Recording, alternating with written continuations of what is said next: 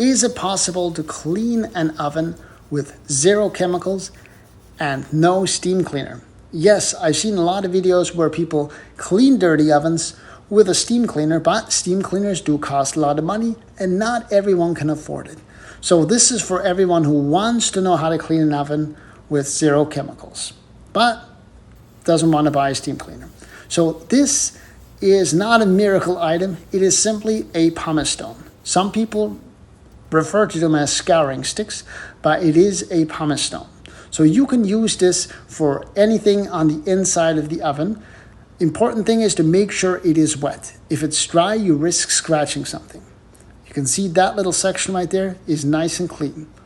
This thing works wonders.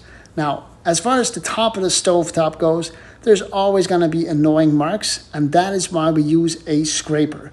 These are for window cleaning, but you can use them for here as well. Or just simply use a razor blade. As you can see, it quickly lifts off all the stuff. And this is with zero chemicals. Just a little bit of water, that's it. Then take a sponge and thoroughly wash down the entire stove. Then what you're gonna do is take a microfiber cloth and wipe everything clean, and you're finished.